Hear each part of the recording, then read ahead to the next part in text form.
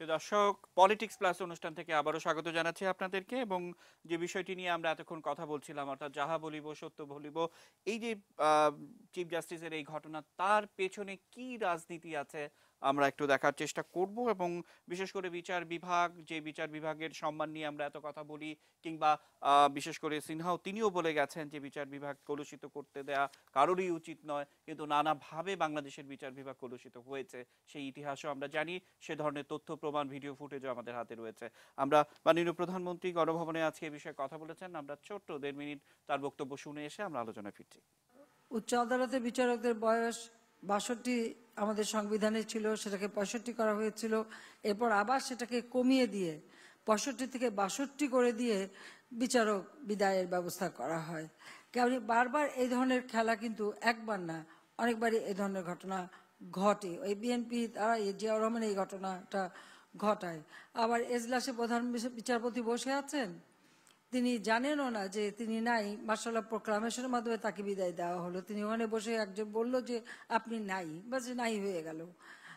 একজন বিচারপতিকে রাষ্ট্রদূতের মানে চাকরি দিয়ে দেশের বাইরে পাঠানো হলো।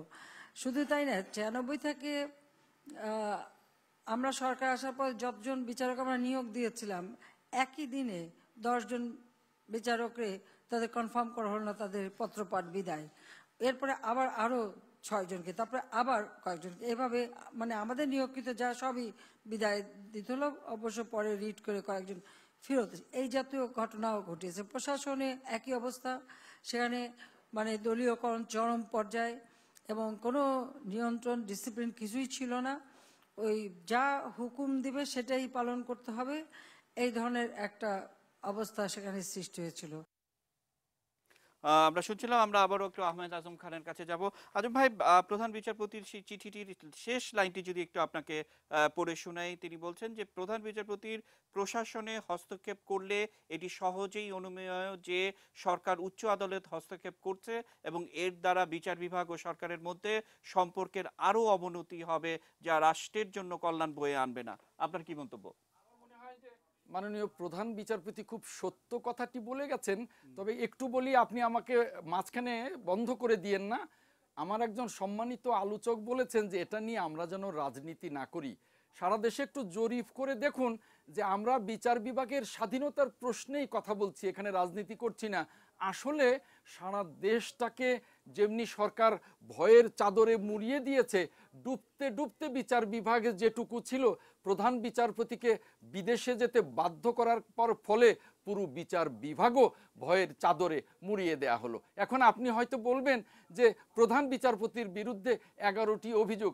দেখুন, এই ধরনের সরকার যখন চায় যে কারোর বিরুদ্ধে আমি কোনো দুর্নীতির অভিযোগ আনবো, তারা শত শত আনতে পারে। যেমন দেখুন, বিএনপির লক্ষ লক্ষ নেতাকর্মীর বিরুদ্ধে যে ধরনের মিথ্যে মামলা, তো এই ধরনের মিথ্যে মামলা সরকার যদি দিতে চায় সেটা সরকার দিতে পারে, কারণ প্রশাসন তাদের অনুগত, আইন শৃঙ্খলা বাহিনী তাদের অনুগত।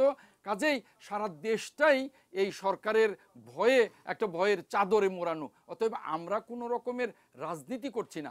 আজম ভাই, একটা বিষয় যে আসলে আমরা দেখি যে আপনি জানেন যে বিএনপি চেয়ারপারসন বেগম জিয়ার 2টি মামলায় তাকে মানে গ্রেপ্তারি পরোয়ানা জারি, এ ধরনের অনেক বিষয় কিন্তু এই সাম্প্রতিক সময়ে আমরা দেখেছি, গণমাধ্যমে আমরা খবর পড়েছি সেটা। কিন্তু এই বিষয়গুলো কথা না বলে চিফ জাস্টিসকে খুব বেশি কি গুরুত্ব দিচ্ছে না বিএনপি? আপনার কাছে কি মনে হয়? আমরা সব বিষয়েই কথা বলছি। বাংলাদেশের মানে রাষ্ট্রের প্রধান বিচারপতি, তাকে এইভাবে হেনস্থা করা, অবশ্যই আইনজীবীরা বিষয়টাকে এবং জাতি বিষয়টাকে স্বাভাবিকভাবে নেয়নি। আরেকদিকে জানেন যে ওহাব মিয়াকে যখন ভারপ্রাপ্ত প্রধান বিচারপতি করা হলো, বিএনপি পন্থী আইনজীবীরা কিন্তু তাকেও স্বাগত জানিয়ে এসছে। এটা কি দুই ধরনের চরিত্র না? স্বাগত জানাবে না কেন? আমাদের তো মাননীয় ভারপ্রাপ্ত প্রধান বিচারপতি আব্দুল ওহাব মিয়া এবং অন্যান্য যারা বিচারপতি আছেন তাদের সাথে তো আমাদের কোনো বিরোধ নেই।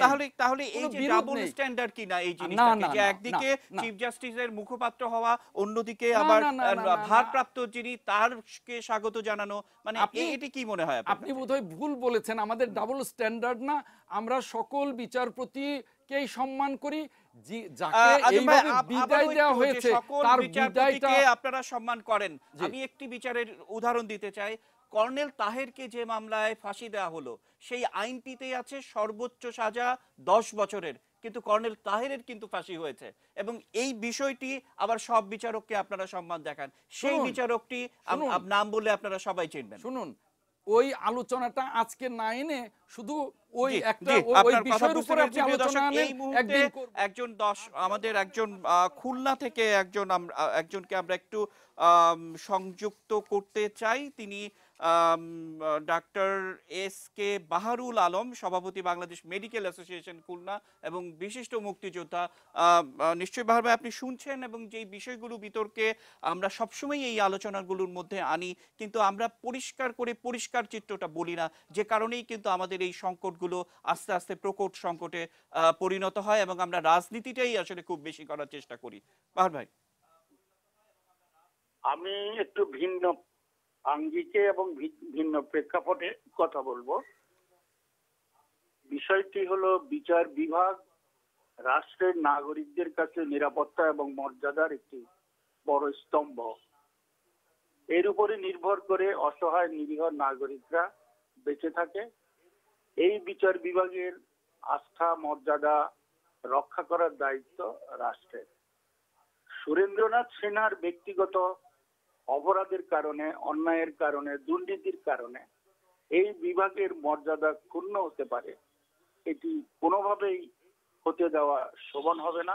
কারণ এই বিচার বিভাগ যদি কোনো কারণে মানুষের আস্থা হারায়, মানুষের আর কোনো যাওয়ার জায়গা থাকবে না।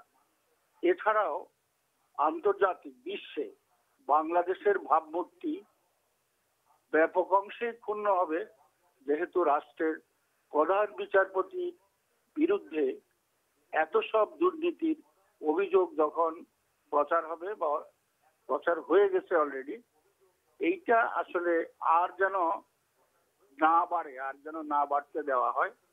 গতকাল রাতে অস্ট্রেলিয়া যাওয়ার প্রাক্কালে উনি যে বক্তব্যটি দিলেন, যে চিঠিটা দিলেন, আমার কাছে মনে হয় একজন সাধারণ নাগরিক হিসাবে এই বিতর্ক, এই নিজেদের ভিতরে বিশেষ করে রাষ্ট্রের সাথে সিনহার যে পারস্পরিক অভিযোগ মুখোমুখি হওয়া, এটি মনে হয় আগামীতে আরো জটিল হতে পারে এবং জটিল হওয়ার সম্ভাবনা দেখা দিয়েছে।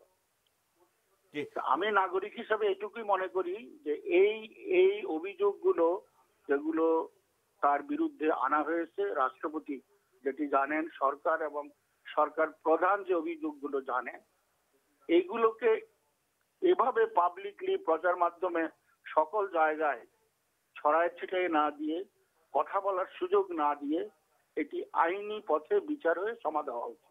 জি, আপনার মন্তব্যের জন্য অসংখ্য ধন্যবাদ। আমি আবারও একটু বিচারপতি সৈয়দ আমিনুল ইসলাম স্যারের কাছে যেতে চাই, যে স্যার, বিশেষ করে ডাক্তার SK বাহারুল আলম যেটি বলছিলেন, যে আসলে খুব বেশি আলোচনা না করে এগুলো আইনি মাধ্যমে এই জটিলতা নিরসন করা যায়, কিন্তু আবার রেফারেন্স হিসেবে আমি কিন্তু কর্নেল তাহের হত্যাকাণ্ডের মামলার কথাটিও তুলেছি, সেটিও কিন্তু ভয়ঙ্কর একটি সর্বনাশ বাংলাদেশের বিচার বিভাগে হয়েছিল। এই বিষয়ে আপনার মন্তব্য কি, বিচারপতি সৈয়দ আমিনুল ইসলাম? না, আমি তো আগেই বলেছি যে আমরা কেউই আইনের ঊর্ধ্বে নয়, মাননীয় প্রধান বিচারপতিও আইনের ঊর্ধ্বে নয়।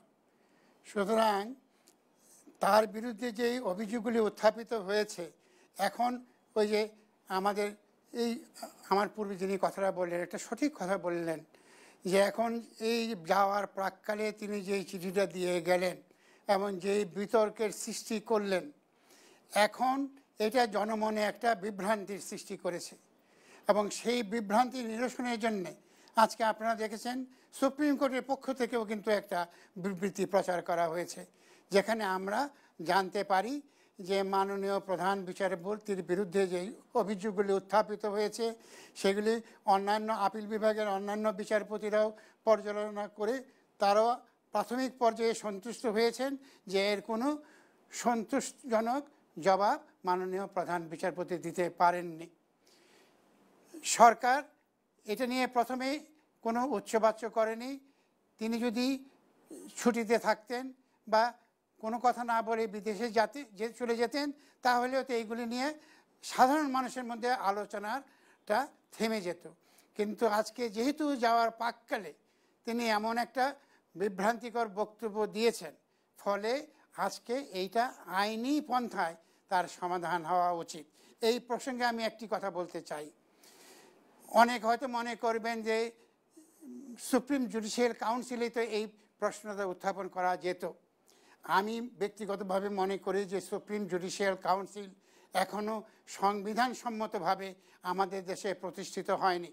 ষোড়শ সংশোধনীর ফলে পূর্বের 96 অনুচ্ছেদকে অবৈধ ঘোষণা করা হয়েছে এবং ওনারা রায়ের মাধ্যমে সুপ্রিম জুডিশিয়াল কাউন্সিলকে পুনর্জীবিত করেছেন।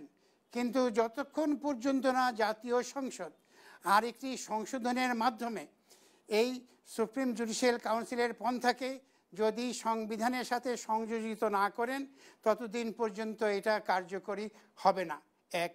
আর দ্বিতীয়ত হলো, সুপ্রিম জুডিশিয়াল কাউন্সিলে যদি তার বিরুদ্ধে অসদাচরণের আচরণ উত্থাপিত হয় এবং সেটা প্রমাণিত হয়, তাহলে তিনি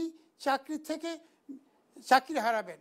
কিন্তু যেই ফৌজদারি অপরাধ তার বিরুদ্ধে উত্থাপিত হয়েছে, সেটার বিচার করতে হলে দেশের প্রচলিত আইনের মাধ্যমে এটার তদন্ত হওয়া দরকার এবং তদন্তের মাধ্যমে আইনি প্রক্রিয়ায় এটা সমাপ্ত হওয়া উচিত। যদি তা না হয়, যারা রাজনীতি করছেন তারা বলবেন প্রধান বিচারপতিকে হেনস্থা করার জন্য করেছেন। আবার সাধারণ মানুষের মনে একটা বিভ্রান্তি থাকতে পারে যে তিনি সরকারের বিরুদ্ধে এত বড় বড় কথা বলেছেন, আজকে সরকার হয়তো বিদ্বেষমূলকভাবে তার বিরুদ্ধে এই অভিযোগগুলি উত্থাপন করেছেন। কিন্তু একটা বিশেষ লক্ষণীয়, তিনি যখন প্রধান বিচারপতির আসনে আসীন তখনই এই অভিযোগগুলি উত্থাপিত হয়েছে, কিন্তু তিনি টু শব্দটি করেননি। ফলে আমি ব্যক্তিগতভাবে মনে করি এর সুষ্ঠু সমাধানের জন্যে আইনি প্রক্রিয়ায় এই বিচার কার্য সম্পন্ন হওয়া উচিত। তা যদি না হয়, এটা নিয়ে রাজনৈতিক দল এবং সাধারণ মানুষের মধ্যে একটা বিভ্রান্তি থাকবে এবং বিশেষ বিশেষ রাজনৈতিক দল এটাকে একটা মূলধন করে একটা দেশে বিভ্রান্তি সৃষ্টি করার অপপ্রয়াসে লিপ্ত থাকবে। সুতরাং সরকারের এই দিকটায় নজর দেওয়া উচিত, আইনকে আইনের নিজস্ব গতিতে চলতে দেওয়া উচিত বলে আমি ব্যক্তিগত। স্যার, অসংখ্য ধন্যবাদ। এবং বিশেষ করে আজকে বার্তা কক্ষে আমাদেরও অনেকে টেলিফোন করে জানতে চেয়েছেন যে তাহলে বিচারপতি এস.কে. সিনহার কি আবারও যোগ দেওয়ার কোনো সম্ভাবনা আছে কিনা, এবং সেটি পরিষ্কার করার জন্য অ্যাটর্নি জেনারেল কিন্তু ব্রিফ করে তিনি মন্তব্য করেছেন। আমরা সেটি একটু দেখিয়ে নিতে চাই। তারপর আরেকটি গুরুত্বপূর্ণ বিষয়, অর্থাৎ আমরা যে কথা বলছি যে রাহা বলিব সত্য বলিব, সত্য বলি না বলে কি এই ধরনের ঘটনাগুলো ঘটছে? আমরা একটু অ্যাটর্নি জেনারেলের বক্তব্য শুনে আপনাদের সবার বক্তব্য শুনবো। বিদেশ যাত্রার প্রাক্কালে মাননীয় প্রধান বিচারপতি যে নাটকীয়তার সৃষ্টি করেছেন এবং লিখিত একটি বিবৃতি সাংবাদিকদের দিয়ে গেছেন, তার পরিপ্রেক্ষিতে দেশবাসীকে অন্ততপক্ষে সত্যিকার কতগুলো তথ্য জানানো প্রয়োজন ছিল। যখনই একটা অভিযোগ ওঠে, আবার অভিযোগটা প্রমাণিত হয়, তখনই তো শপথ ভঙ্গ হয়ে যায়। যে সমস্ত অভিযোগ আনা হয়েছে সেই সমস্ত অভিযোগ একদম প্রাইমা ফেসি যদি কোনো রকম সত্য না হতো, তা একজন দেশের প্রধান বিচারপতির বিরুদ্ধে এই সমস্ত কথা বলা কি সম্ভব হতো? এই স্টেটমেন্টের থেকে স্পষ্ট হয়ে গেল যে তাকে সরানোর বা তার বেঞ্চে না বসার ব্যাপারে এই সরকারের কোনো ভূমিকাই নাই। বরঞ্চ প্রধান বিচারপতি সম্বন্ধে যে সমস্ত অভিযোগ তারা রাষ্ট্রপতির কাছে শুনেছেন, মাননীয় অন্যান্য বিচারপতিরা প্রধান বিচারপতির সাথে বসতে অনীহা প্রকাশ করেছেন, অস্বীকৃতি জানিয়েছেন। ফলে বাধ্য হয়েছেন উনি ছুটি নিতে। এটি দেশবাসীর জানা উচিত। এই বিচারালয়ের যাবতীয় কাজ, নীতিগত হোক, বিচারিক হোক বা বেঞ্চ গঠনের ব্যাপার হোক, সব দায়িত্ব এই ভারপ্রাপ্ত, যিনি নাকি এখন দায়িত্ব পালন করছেন প্রধান বিচারপতির, অর্থাৎ বিচারপতি আব্দুল ওহাব মিয়া, সব দায়িত্ব উনি পালন করবেন। অসংখ্য ধন্যবাদ। আমি যে বিষয়গুলো বিরতির মানে এই বক্তব্যের যাওয়ার আগে বলছিলাম, বিচারপতি শামসুল হুদা আপনার কাছ থেকে শুনবো, অর্থাৎ যাহা বলিব সত্য বলিব, সত্য বলি না বলে, সত্যের পাশ দিয়ে ঘোরাফেরা করি বলে আসলে এই সংকট সৃষ্টি হয়েছে। আপনার কি অভিমত? ধন্যবাদ। তবে একটু সংশোধনী আমি এখানে দিতে চাই। এই যে অভিযোগটা আজকে উত্থাপিত হয় নাই। জনাব আজম সাহেব যেটা বলতে চাচ্ছেন, ওনার রাজনীতিবিদের মতনই বলবেন, আজকে উত্থাপিত হয় নাই। আপনারা ডকুমেন্টে যান, অন্তত 2 সপ্তাহ আগে গফফার চৌধুরী এই একটি আর্টিকেল লিখছেন, সেখানে এই তখন তিনি পরিষ্কার করে গেছেন। এবং জনাব আজম সাহেব যে বললেন যে দুর্নীতির অভিযোগগুলো সরকার আনছে, এটাও ঠিক না।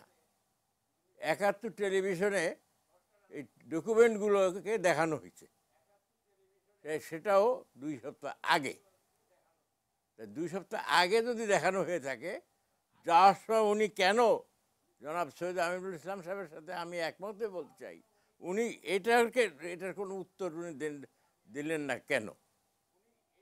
এটা নিয়ে রাজনীতি আপনারা দয়া করে ছেড়ে দিন। রাজনীতি করতে গেলে আপনাদের ঘাড়েই পড়বে। তার কারণ মাননীয় প্রধানমন্ত্রী একটু আগে যে কথাগুলো বললেন, সেই ভিকটিমের একজন আমি এখানে উপস্থিত। এবং আমি যে মামলাটি করছিলাম, সেই মামলাটি সৈয়দ আমিরুল ইসলাম এবং অন্য 2 জন আমাদের পক্ষে রুল জারি করেছিলেন। এবং এই বিচারের পরে আমাকে আবার নেওয়া হলো হাইকোর্টের বিচারক হিসাবে। এর ভিতরে একটা কথা শুনতে খুব খারাপ লাগবে, আমাকে জনাব বিবি রায় চৌধুরী উনি আমাকে অ্যাডভাইস করছিলেন যে আপনাকে তো পার্মানেন্ট করা হবে না, কনফার্ম করা হবে না, আপনি একটু ম্যাডামের সাথে দেখা করে আসেন। তা আমি এক ঈদে ওনাকে সালাম জানাতে গেছিলাম। ওনাকে আমি যখন সালাম জানাই আমার নাম বলছি, উনি বললেন যে ও আপনার বাড়িতে গোপালগঞ্জ। তখন আমার মনে হচ্ছিল যে আমি উত্তরটা দেই যে গোপালগঞ্জটাকে এই বাংলাদেশের মানচিত্র থেকে মুছে ফেলে দেওয়া হোক। এই তো আপনারা করছেন, এই অন্যায়গুলো আপনারা করছেন। আজকে সেখানে তার ফল সিনহাবাবু আমাদের সকলের, সব বিচারকের মুখে কলঙ্ক মেখে দিয়ে তারপরে দেশ ত্যাগ করলেন। এটা আপনাদের ইন্ধনের পিছনে আছে, যেটা মাননীয় প্রধানমন্ত্রী একটু আগে বললেন। আর আপনার পাশে যিনি যাকে দেখা যাচ্ছে, জনাব সৈয়দ আমিরুল ইসলাম, উনিও আজও জীবিত আছেন। ওনার হয়তো স্মরণ আছে যে আমার মামলায় উনি রুল দিয়েছিলেন। জি, অসংখ্য ধন্যবাদ। আমরা আসলে ছোট্ট একটি বিরতি নিতে চাই এবং যে প্রশ্নটি আমরা সবাইকে করতে চাই যে যাহা বলিব সত্য বলি না বলেই হয়তো আমাদের আজকের এই সংকট কিনা। প্রিয় দর্শক, সঙ্গেই থাকুন, নিচ্ছি ছোট্ট বিরতি, ফিরছি এক্ষুনি।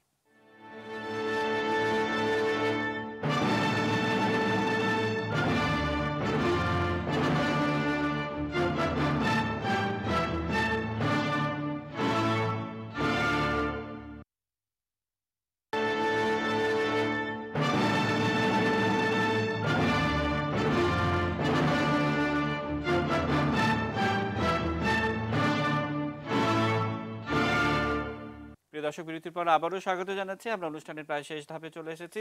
শুরুতেই একজন দর্শক আছেন, আমরা একটু প্রশ্নটি নিতে চাই। দর্শক, আপনি আপনার নাম বলে প্রশ্নটি করুন। জি, আসসালামু আলাইকুম। জি, আমি খসরু বলছিলাম পিরিজপুরের কাউখালী থেকে। আমি একসঙ্গে 2টি প্রশ্নই করতে চাই জনাব আমিনুল ইসলাম সাহেবের কাছে। কোন বিচারপতি ওই পথে অধিষ্ঠিত থাকাকালীন সময় তার বিরুদ্ধে যদি কোনো দুর্নীতিক অভিযোগ উঠে, সাংবিধানিকভাবে তাকে সেই পদ থেকে উনি পদত্যাগ করার বিধান আছে কিনা, বা যদি থাকে কেন উনি করলেন না? আর উনি যদি শপথ দিয়ে থাকেন যে উনি এই পদে থাকা অবস্থায়, বিচারিক অবস্থায় কোনো আত্মীয় স্বজন লাগে উনি দেখা করতে পারবেন না, গণমাধ্যমের সামনে এমন কোনো কথা বলতে পারবেন না যে কারণে বিচার বিভাগ বিতর্কিত হয়, সব মিলিয়ে এই বিষয়টিকে আমিনুল ইসলাম সাহেব কিভাবে দেখছেন? অসংখ্য ধন্যবাদ। আমরা আপনার প্রশ্ন সূত্র ধরে স্যারের কাছে যাব, কিন্তু তার আগে আহমেদ আজম খান, আপনার কাছে একটু আসতে চাই যে কথাটি আমরা কমন ভাবে সবাইকে বলার চেষ্টা করেছিলাম যে যাহা বলিব সত্য বলি না বলে কি তাহলে এই ধরনের সংকট? আজম ভাই।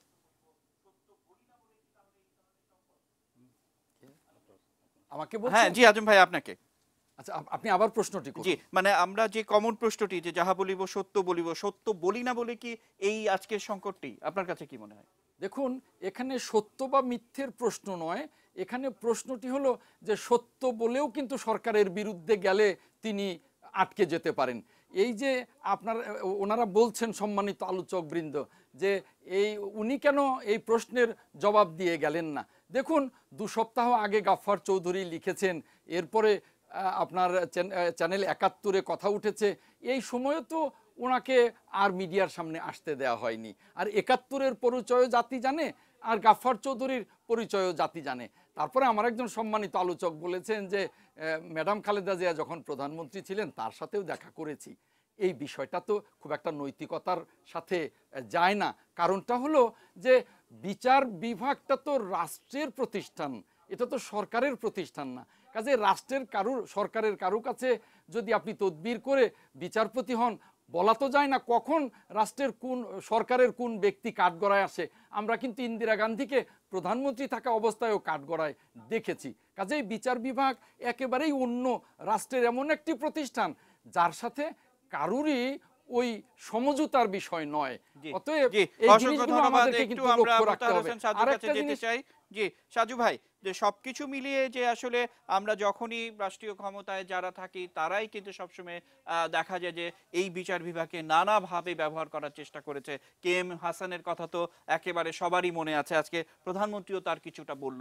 অর্থাৎ এই যে আমরা নিয়ন্ত্রণ করতে চাই বলেই কি এই সংকট? সাজু ভাই আসলে বাস্তবে বিচারপতি কোনো পক্ষ না, এমনকি বিচারপতিকে পক্ষ হিসেবে বা রাজনৈতিকভাবে কোনো কালার দেওয়া কারোই উচিত না। যখন আমরা এই বিচারপতিকে এরকম কালার দিব তখন আসলে বিচার বিভাগ স্বাভাবিক কাজকর্ম করতে আসলে ব্যাহত হবে বা স্বাভাবিক কাজকর্ম করতে পারবে না। আরেকটি যে বিষয়টা দিয়ে আজকের এই সূচনা করেছিলেন সত্য বলিব, আসলে সত্য বলি না দেখেই আজকে এই অবস্থা। কারণ প্রথম যখন প্রধান বিচারপতি ছুটি নিয়েছিলেন তখন বলেছিলেন অসুস্থতার কথা, গতকাল আবার যখন দেশ ত্যাগ করেছেন তখন বলেছেন না আমি সুস্থ। এই যে কথাগুলো, আবার আরেকটি বিষয় দেখবেন আজকে যে 11টি অভিযোগ উঠেছে, এই অভিযোগটা কে দিয়েছে? যাদের কাছে তথ্যপাত্র সমস্ত কিছু আসার পর এই 5 জন বিচারপতি ওনার সাথে বৈঠক করেছেন, ওনাকে বলেছেন এগুলোর প্রপারলি ব্যাখ্যা করুন, যদি সঠিক না হয় সেটার ব্যাপার বলুন, আর যদি সঠিক যদি হয়ে থাকে তাহলে আমরা আপনার সাথে কখনোই আসন গ্রহণ করব না। এই বিষয়গুলো কিন্তু এখন রাজনৈতিকভাবে কালার দেওয়া হচ্ছে। অর্থাৎ যেই মুহূর্তে 5 জন বিচারপতি, আজকে আমি জানি 11টা থেকে বিকেল 4টা পর্যন্ত বৈঠক করে তারপরে সুপ্রিম কোর্ট একটা বিবৃতি দিয়েছে, সেই বিবৃতিতে সুস্পষ্ট বলেছে 11টি অভিযোগ তার বিরুদ্ধে, নৈতিক স্খলনের অভিযোগ, মানি লন্ডারিংয়ের অভিযোগ, টাকা পাচারের অভিযোগ, এই যে বিষয়গুলো দুর্নীতির অভিযোগ, এই বিষয়গুলো এসে যে সুপ্রিম কোর্ট যখন বিবৃতি দেয় প্রধান বিচারপতির অ্যাগেনস্টে, যখন দায়িত্বপ্রাপ্ত প্রধান বিচারপতি সহ অন্যান্য বিচারপতিরা মিলেই আজকে এই বক্তব্যটা সুপ্রিম কোর্টের মাধ্যমে যখন প্রেরণ করেছেন তখন জাতির কাছে কি প্রশ্ন উদয় হয়? যদি এটাকে কন্ট্রোভার্ট করি রাজনৈতিকভাবে তাহলে আমার মনে হয় এটা আদালত অবমাননা সামিল হয়ে যায়। অর্থাৎ 5 জন বিচারপতি বসেই ওনারা মুক্তভাবে চিন্তা করে দেখেছেন বলে না, আসলেই 11টি অভিযোগ উনি খণ্ডন করার জন্য আমাদের সাথেও বসলেন না। যখন বসলেন সময় দেওয়ার পর উনি পরের দিন অন্য ধরনের অজুহাত বা প্লিজ সৃষ্টি করলেন, উনি ছুটিতে গেলেন। একদিকে এটাকে যদি উনি কন্ট্রোভার্ট করতে চাইতেন গতকালও, কিন্তু সেটা এই প্রধান বিচারপতি যিনি দেশ ত্যাগ করেছেন তিনি কিন্তু বলতে পারতেন, বলে না এই অভিযোগগুলো আসলে সত্য না, আমার কাছে এই তথ্যপাত্র আছে, কোনো কিছুই কিন্তু বললেন না। এই যে সংস্কৃতি যেটা শুরু হয়েছে দীর্ঘদিন আপনারা দেখবেন, সত্য না বলার সংস্কৃতি, ইয়েস এই সংস্কৃতি থেকে আমাদের বেরিয়ে আসতে হবে। কোনো দলেরই উচিত না একজন বিচারকের পক্ষ অবস্থান না। বিচারক এমন এক ব্যক্তি, আমি একটি পত্রিকার সাথে অনলাইন পত্রিকার সাথে সাক্ষাৎকার দিয়েছিলাম, সেখানে আমি বলেছিলাম বিচারক হবেন আম্পায়ারের মতো, সে কখনো খেলোয়াড় সুলভ আচরণ করা তার অশোভন। এই ধরনের আচরণ যখন আমরা করে ফেলি তখনই আসলে বিচার বিভাগ বিচার কার্য করতে আসলে বাধাগ্রস্ত হয়। আর দেশের সর্বশেষ আশ্রয়স্থল বিচার বিভাগ বা সুপ্রিম কোর্ট, এই জায়গাটাকে যখন আমরা আসলেই পার্টিজান করে ফেলি, পক্ষ বিপক্ষ করে ফেলি, সাধারণ মানুষের আশ্রয়স্থল বলতে আর কিছু থাকে না। এই দেশের সর্বশেষ আসলে এই ইনস্টিটিউশনকে সকলের শ্রদ্ধা রাখা উচিত। এর ইমেজ ঐতিহ্য সেটা রক্ষা যতদিন আমরা করতে পারবো ততদিন দেশ থাকবে, দেশের মানুষ থাকবে। অসংখ্য ধন্যবাদ। একজন দর্শক আছেন, আমরা দর্শকের ফোনটি নিতে চাই। দর্শক, আপনি আপনার নাম বলে প্রশ্নটি করুন। জি, আসসালামু আলাইকুম। আমি নুরুল আলম চৌধুরী ইস্কাতন থেকে বলছি। আমি অ্যাডভোকেট আজম সাহেবকে বলতে চাই যে ওনারা যেভাবে বিচার বিভাগের চিফ জাস্টিস যে কথা বলছেন, আসলে এখানে chief justice is not a factor at all. বিচার বিভাগ একটা প্রতিষ্ঠান, প্রতিষ্ঠানের কোনো ব্যক্তি যদি নৈতিক স্খলনজনিত কোনো কাজ করে থাকে তখন তাকে বিচার বিভাগের সাথে তুলনা করলে হবে না, বরং তার ব্যক্তিগত যে নৈতিক স্খলনজনিত ঘটনাগুলো ঘটেছে, যেগুলো নিয়ে প্রশ্ন উঠছে, সেগুলাকে এখন বিশ্লেষণ করা দরকার, বিচার করা দরকার।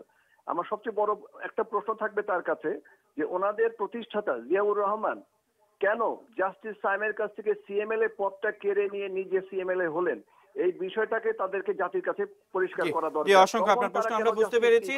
আমরা একেবারে শেষ ধাপে চলে এসেছি, সবাই হয়তো একবার করে আমরা সুযোগ পাবো। আমরা শুরুতেই বিচারপতি শামসুল হুদা, আপনি একদম ছোট্ট করে, আমরা সবাই একবার করে সবাইকে সুযোগ দিতে চাই। জি, আপনার সমাপনী বা শেষ বক্তব্য। আমার বক্তব্য হচ্ছে যে সরকার এসকে সিনহার উপরে কোনো অবিচার করে নাই, তাকে যথেষ্ট সুযোগ দেওয়া হয়েছে, কিন্তু তিনি সে সুযোগ গ্রহণ করেন নাই। একটি কথাই প্রমাণিত হয়, জনাব সৈয়দ আমিরুল ইসলাম সাহেবের অবশ্যই এটা জানা আছে যে যে কোনো মেজর ডিসিশন নিতে হলে ফুল কোর্ট মিটিং করে তারপরে প্রধান বিচারপতিগণ ডিসিশন নেন, কিন্তু উনি একটা ডিসিশনও ফুল কোর্ট মিটিং করে নেন নাই, যে কারণে আজকে ওনার এই দুর্দশাগুলো হয়েছে এবং আসছে। আর ওনার দুর্নীতির ব্যাপারে জনাব আজম সাহেব যেটা কথা বললেন যে গফফার চৌধুরীকেও চিনি আর 71ও চিনি, শুধু 71 বলে নাই, আপনার চ্যানেল 9-এও আমরা এটা দেখছি।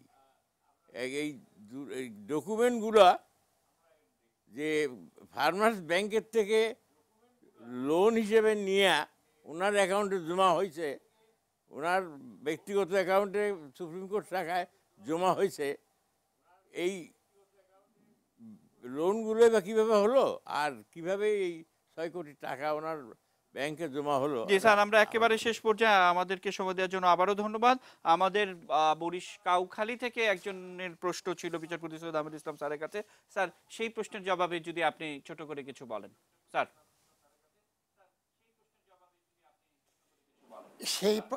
সেই প্রশ্নের জবাবে আমি বলতে চাই যে উচ্চ আদালতে কোনো বিচারকের বিরুদ্ধে যদি অসদাচরণের অভিযোগ উত্থাপিত হয়, সেটা জন্য আগে ছিল যে পার্লামেন্ট সেটা সুরাহা করবে, কিন্তু ষোড়শ সংশোধনীর রায়ের ফলে এখন সেই বিধানটাকে অবলুপ্ত করে সুপ্রিম জুডিশিয়াল কাউন্সিলের প্রথাকে পুনর্জীবিত করা হয়েছে। এই ব্যাপারে আমার সুস্পষ্ট বক্তব্য হলো, কিন্তু ষোড়শ সংশোধনের রায়ের পরে সুপ্রিম জুডিশিয়াল কাউন্সিল পুনর্জীবিত করা সত্ত্বেও যতক্ষণ না পর্যন্ত জাতীয় সংসদ একটা সংশোধনী এনে সংবিধানে আবার এই বিধানকে সংযোজিত না করবেন, ততদিন পর্যন্ত সুপ্রিম জুডিশিয়াল কাউন্সিল কার্যকরী হবে না। এক। দ্বিতীয়ত হলো, তর্কের খাতিরে যদি ধরে নেয় যে সুপ্রিম জুডিশিয়াল কাউন্সিল কার্যকরী আছে, সুপ্রিম জুডিশিয়াল কাউন্সিলের এখতিয়ার হলো অসদাচরণের অভিযোগ প্রমাণিত হলে রাষ্ট্রপতিকে বলবেন যেটা প্রমাণিত হয়েছে, তখন তিনি চাকরিচ্যুত হবেন। কিন্তু এই ক্ষেত্রে তার বিরুদ্ধে যেই ফৌজদারি অভিযোগগুলি উত্থাপিত হয়েছে, সেইটার সুরাহা কিন্তু সুপ্রিম জুডিশিয়াল কাউন্সিল হবে না, করতে পারবে না। সেইটার জন্য দেশের প্রচলিত আইনের বিধান অনুযায়ী পদক্ষেপ নিতে হবে এবং সেখানে তাকে আত্মপক্ষ সমর্থনের সুযোগ দিতে হবে। এবং আমি আশা করব যে আমাদের মাননীয় প্রধান বিচারপতি সেই সাহস আছে, তিনি দেশে ফিরে এসে এই অভিযোগগুলির সম্মুখীন করবেন, বিচারের সম্মুখীন হবেন। আর একটি কথা বলে আমি শেষ করতে চাই, তিনি কালকে যে লিখিত বক্তব্য দিলেন, সেখানে তিনি একটা অসাংবিধানিক বক্তব্য দিয়েছেন। তিনি অস্থায়ী প্রধান বিচারপতি সম্বন্ধে বলেছেন যে তিনি শুধু রুটিন মাফিক কাজ করবেন। এইটা সংবিধানের কোথাও নাই। সংবিধানের 49 অনুচ্ছেদ যদি আমরা পড়ি, তাহলে এটা স্পষ্ট হবে, যখন অস্থায়ী প্রধান বিচারপতির দায়িত্বে যিনি থাকেন, তিনি মাননীয় প্রধান বিচারপতির যাবতীয় কার্যকারী কার্য উনি সমাধান করবেন। এই একটা বক্তব্য দিয়ে তিনি আমাদের বর্তমান অস্থায়ী প্রধান বিচারপতির কেউ একটা প্রশ্নবিদ্ধ করেছেন, তার বিরুদ্ধে একটা বিশুদ্ধারু। স্যার অসংখ্য ধন্যবাদ আমাদের সঙ্গে যুক্ত হওয়ার জন্য। আহমেদ আজম খান, ইস্কাটন থেকে নুরুল আলম চৌধুরী, তার প্রশ্নের জবাবে বা আপনার সমাপনী শেষ বক্তব্য কি বলবেন? আমার শেষ বক্তব্য হলো, সত্য বলার কারণেই মাননীয় প্রধান বিচারপতি বিদেশ যেতে বাধ্য হয়েছেন। সত্য বলার কারণেই তার বিরুদ্ধে অসংখ্য অভিযোগ ও দুর্নীতির অভিযোগ করে তার চরিত্র হনন করা হচ্ছে। সত্য বলার কারণেই তার স্ত্রীকে যেতে দেয়া হয়নি। আর জিয়াউর রহমান সম্পর্কে যা বলেছেন এত সংক্ষিপ্তভাবে সম্ভব নয়। রাষ্ট্রপতি জিয়াউর রহমানের শাসন আমল এ নিয়ে আর একদিন ডাকবেন, সেদিন আমরা জবাব দেব যে তার শাসন আমল। অসংখ্য ধন্যবাদ। মোতাহারুল ইসলাম সাজু, আপনার কাছে আসতে চাই যে আসলে যে বিষয়টি, যে উত্তরায় বাড়ি 6 কোটি টাকা এবং গুলশানের এক ব্যবসায়ীর কাছ থেকে জমি ফিরিয়ে দেওয়ার মামলায় প্রায় 57 কোটি টাকা নেগোসিয়েশন, এ ধরনের সমস্ত তথ্য প্রমাণ সাপেক্ষে সর্বশেষ আপনার কি বক্তব্য? মোতাহারুল হোসেন সাজু, এই বিষয়গুলো যেহেতু ওনার 31শে জানুয়ারি পর্যন্ত ওনার আসলে আছে, মেয়াদ আছে, সেই মেয়াদ শেষ হয়ে যাওয়ার পরেই অবশ্যই এটা ফৌজদারি যে ব্যবস্থা সেটাও গ্রহণ করবে। অপরদিকে তার যে পেনশনের যে ইস্যুটা, অর্থাৎ তিনি যে নৈতিক স্খলন হোক অথবা দুর্নীতি যেটা করেছে তার আলোকেও কিন্তু আসলে সরকার সে বিষয়ে ব্যবস্থা গ্রহণ করতে পারবে। যে বিষয়টা দিয়ে আসলে শুরু করেছিলেন সত্য বলিব, এই যে শব্দটা, এটা আসলে শাইখ খানের অমর বাণী।